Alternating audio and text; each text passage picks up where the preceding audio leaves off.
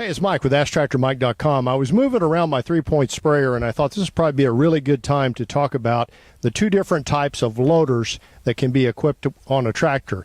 And 95 to 98% are the type I have, and you're going to run into, and that's a non-self-leveling loader. A non-self-leveling loader runs around a radius, and as the loader comes up, if you've got pallet forks or a bucket on the front, the bucket or the pallet forks are going to change. They're going to follow the radius. Unless you change with hydraulics the angle, they're not going to stay level all the way up. A self-leveling loader either uses mechanical link arms or hydraulics, and as it comes up, it changes where either the bucket or the forks are and keeps it level all the way up. That's a self-leveling loader. You don't see too many of them. It's a nice feature if you use a loader a lot, especially with pallet forks. Skid loaders are the same way. Skid loaders come either with self-leveling or radial arms.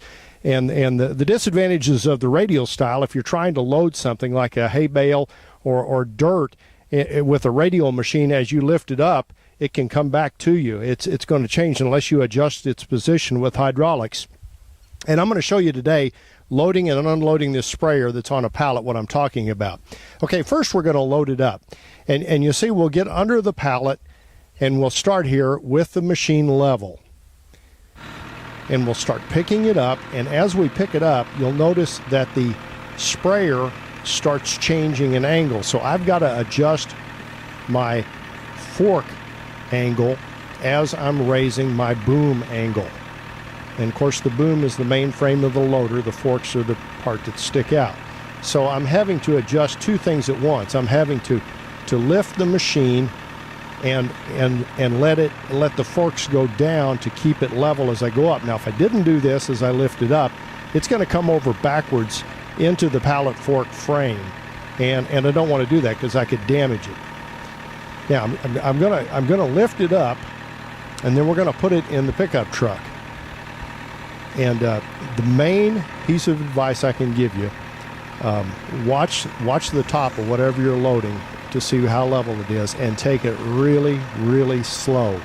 Idle your engine down. A lot of times your hydraulic system will make more noise when it's going slower, and it's designed to work at higher RPMs to be better, but in this case you want everything to go smoothly, and you don't want to tip it over. And if you got the engine revved up, your hydraulics are going to work faster, and you have the chance of tipping your, like in this case, the sprayer backwards.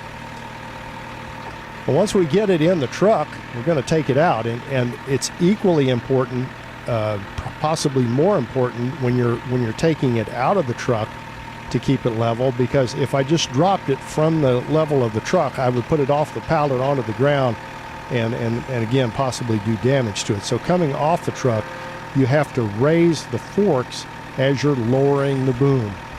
And this is a process, it's just like everything else operating a tractor. The first few times you do it, it's really kind of tricky and scary, and then after you've done it a few times, you get really good at it. If you happen to be lucky enough to find a tractor with a self-leveling loader, you don't have to worry about any of this, because the angle of the fork stays constant from the bottom to the top of its travel area. And the Bobcat skid loaders are on a radial level. New Holland, John Deere, some of those have self-leveling forks and buckets. So to me, that's what I'm used to on a skid loader, and they're easier to operate. But either one will work. It's just a little bit more time with the radial machine to keep your forks level and keep from having any kind of an accident. But just wanted to show you that today. Again, when you're operating your hydraulics, you've got to be real careful. A sudden movement, and you'll tip the sprayer off the pallet quickly. Hey, I hope that helps. I survive on web traffic. I'd love it if you'd share this video with other people that are tractor enthusiasts. I'd be honored if you'd subscribe to my YouTube channel. Thanks for watching.